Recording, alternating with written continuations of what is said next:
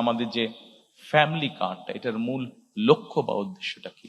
মূল লক্ষ্য বা উদ্দেশ্য হচ্ছে, আমরা যদি জিনিসটাকে এইভাবে দেখি, এর আগে বেগম খালেদা জিয়া যতবার রাষ্ট্র পরিচালনা করেছেন, আপনাদের সকলেরই ধারণা আছে যে নারীদের শিক্ষা ব্যবস্থা ক্লাস 1 থেকে 12 পর্যন্ত নারীদের শিক্ষা ব্যবস্থা উনি ফ্রি করেছিলেন। সম্মানিত উপস্থিতিবৃন্দ, আমাদের দেশে এখন যে কোনো স্কুল কলেজ যেখানেই যাই, আমরা যদি এনরোলমেন্ট দেখি, আমরা দেখবো যে ছেলে মেয়ে সমান সমান, ক্ষেত্র বিশেষে মেয়েদের সংখ্যা বেশি বিভিন্ন স্কুল কলেজ সবকিছুতে। এখন শুধু শিক্ষা দিলে তো হবে না, আমি যেটা আগেই বলেছি, শিক্ষার পাশাপাশি আমাদেরকে অর্থনৈতিক ভাবে, সামাজিক ভাবে এই নারীদেরকে আমাদেরকে প্রতিষ্ঠিত করতে হবে।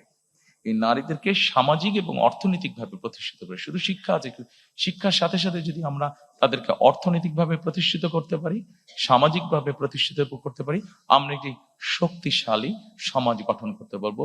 যেই সমাজে মানুষ যুক্তি তর্ক দিয়ে চলবে, যেই সমাজে আমরা মনে করি, আমরা আশা করি, যেখানে খুব সুন্দরভাবে আমরা শান্তি স্থাপনের কাজ করতে পারবো। এবং সেজন্যই আমরা ফ্যামিলি কার্ডটি আমরা প্রবর্তন করতে চাই, যেই ফ্যামিলি কার্ডের মাধ্যমে আমরা নারীদেরকে পর্যায়ক্রমিকভাবে ধীরে ধীরে আমরা তাদেরকে অর্থনৈতিকভাবে এবং সামাজিকভাবে তাদেরকে এম্পাওয়ার্ড করতে চাই। আমাদের একটি সেক্টর আছে বাংলাদেশে, যেটিকে আমরা গার্মেন্ট সেক্টর বলি, যেটি নিয়ে আমরা প্রত্যেকটি বাংলাদেশের নাগরিক গর্ব করি।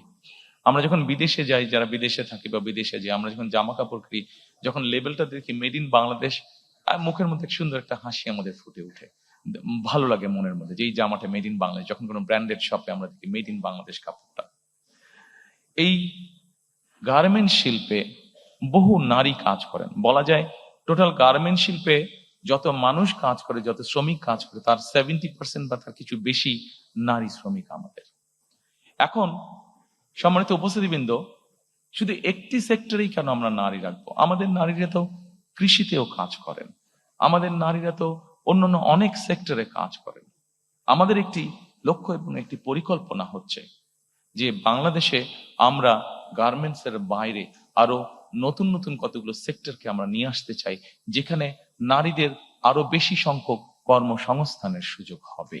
সেটি গার্মেন্টস এর মতন অনেক সেক্টর আছে যেগুলোকে আমরা ইজিলি আনতে পারি। সেটি টয় সেক্টর হতে পারে, সেটি লেদার সেক্টর হতে পারে যেখানে নারীরা কাজ করতে পারবেন, সেটি এরকম আরো অনেক সেক্টর আছে যেখানে নারীরা কাজ করতে পারেন। অর্থাৎ আমাদের লক্ষ্য এবং উদ্দেশ্য আছে মোর নাম্বার অফ দেশের যে নারী জনগোষ্ঠী আছে, তারা কর্মসংস্থানের ব্যবস্থায় এরকম সেক্টরকে আমাদের ইনভাইট করে দেশের মধ্যে নিয়ে আসা। একজন নারীকে যখন আমরা কর্মসংস্থানের ব্যবস্থা করে দেব, স্বাভাবিকভাবেই প্রকৃতিগত কারণ হিসাবেই তাদেরকে আমাদের আরো কিছু ব্যাপারে সহযোগিতা করা উচিত। তাদের কর্মঘণ্টা কমানো বা বিভিন্নভাবে ডিস্ট্রিবিউট না করে, বরঞ্চ আমরা যদি প্রাকৃতিকগতভাবে বিষয়টি বিবেচনা করি, একজন নারীকে তার সন্তানকে অনেক সময় দেখভাল করতে হয়, হয়তো ঘরে হয়তো তার সন্তানকে দেখভাল করার মতন সেই সাপোর্টটা তার নেই, তার কর্মসংস্থানে যাতে তাকে সেই সাপোর্টটা দেওয়া যায়, সেই জন্য আমরা কর্মস্থলে ডে কেয়ার এবং বেস্ট ফিডিং কর্নার আমরা কম্পালসারি করতে চাই। অর্থাৎ একজন নারী যখন তার সন্তানকে নিয়ে কর্মস্থলে আসবেন, উনি যে 8 ঘন্টা বা 10 ঘন্টা বা যতক্ষণই উনি কাজ করেন, অতটুকু সময় যাতে উনি নিশ্চিন্ত মনে কাজ করতে পারেন, সেই ব্যবস্থাটা আমরা এনশিওর করতে চাই।